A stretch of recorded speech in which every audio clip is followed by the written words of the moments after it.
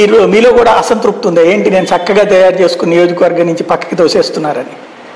Sir, ముఖ్యమంత్రి గారు ఒక పద్ధతి ప్రకారం, సిస్టమ్ ప్రకారం ఏదైతే 175 నియోజకవర్గాలు గెలవాలని చెప్పి ఒక సంకల్పం ముందుకెళ్తున్నారో ఆ సంకల్పానికి ఆయన సంబంధించి పూర్తిగా రాష్ట్రంలో ఉన్న 175 నియోజకవర్గాలు కూడా ఎమ్మెల్యేల పనితీరు కావచ్చు, పార్టీ యొక్క బలబలాలు కావచ్చు, ఏ విధంగా అయితే ఏ అభ్యర్థి అయితే ఆ కాన్స్టిట్యున్సీలో గెలిచే అవకాశాలు ఉన్నాయని చెప్పని పూర్తిగా కూడా అన్ని విధాల సర్వేలు చేసి ఆ యొక్క సిస్టమ్ ప్రకారం ముందుకెళ్తున్నారు.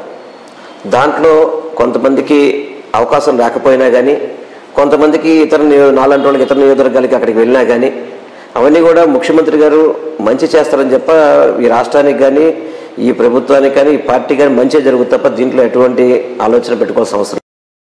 అదేవిధంగా ఎవరైతే సీటు కన్ఫర్మ్ కాలేదనుకుని భావిస్తారో వాళ్ళందరికీ కూడా ముఖ్యమంత్రి గారు ఒకటే చెప్తున్నారు, ఏదో విధంగా మన ప్రభుత్వం నుంచి వాళ్ళకి మంచి గుర్తింపు తీసుకొస్తాము, ఇతర పార్టీలో కావచ్చు ప్రభుత్వంలో కీలకంగా మిమ్మల్ని చేసే బాధ్యత నాదే అని చెప్పని ఆయన ఈరోజు కాదు, మొట్టమొదటిగా ప్రభుత్వం ఏర్పడిన నుంచి కూడా చెప్తారు, జాగ్రత్తగా ఉండండి మీరు అందరూ కూడా అని చెప్పని.